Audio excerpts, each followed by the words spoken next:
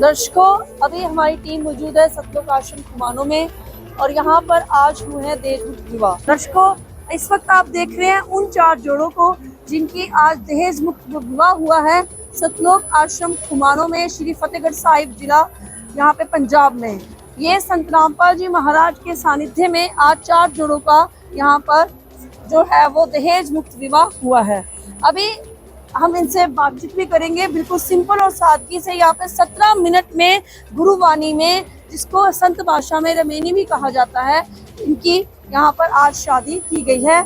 इस रमेनी में आपको जानकारी दे दी, जैसे हमारे सूत्रों से यहाँ के हमने जानकारी प्राप्त की है कि इस रमेनी में सभी 33 करोड़ देवी देवताओं की जो है वो स्तुति की जाती है और उसके बाद उनका सिमरन करके इस तरह से इनकी यहाँ पर विवाह किया जाता है। आप यहाँ देख रहे हो कि जो जोड़े बैठे हैं वो बिल्कुल सिंपल और सादे हैं।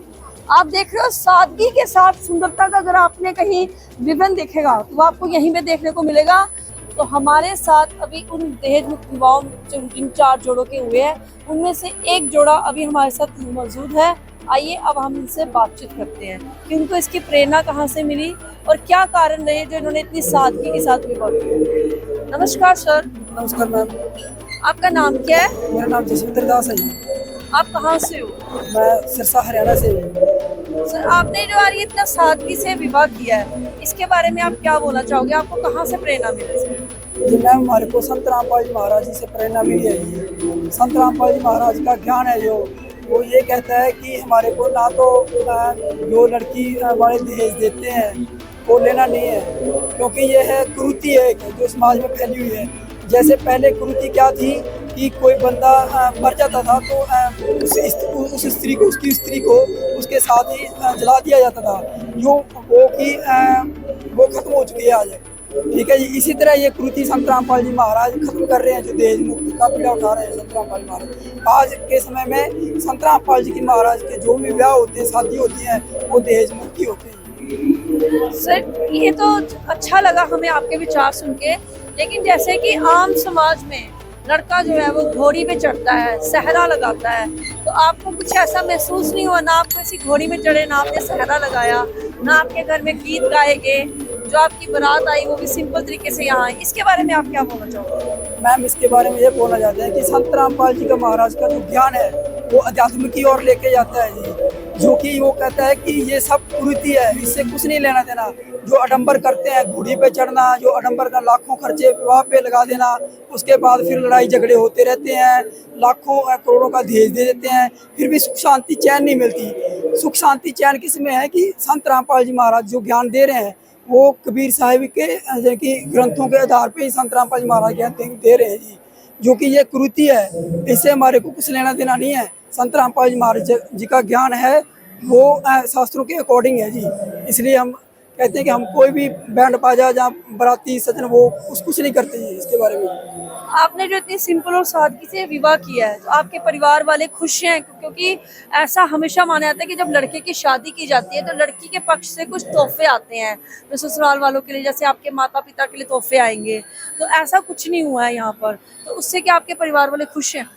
बिल्कुल खुश हैं जी। बाकी रही बात कि जो हम दहेज लेंगे, वो संत रामपाल जी महाराज हमको ज्ञान देते हैं कि आज हमने ले लिया तो हमारे को अगले जन्म में वो देना पड़ेगा, चाहे किसी कुछ भी बन के देना पड़े, चाहे बैल बन के देना पड़े, गधा कुत्ता बन के देना पड़े, कुछ भी बन के हमारे को देना पड़े, पर वो हमारे को पाई का हिसाब चुकाना पड़ेगा। तो इसलिए हम ना तो इस पंगे में पड़ेंगे, ना ही दहेज लेंगे जी। संत रामपाल जी महाराज का जो ज्ञान है वो विश्व में डंका बजेगा और पूरे विश्व में फैलेगा जी।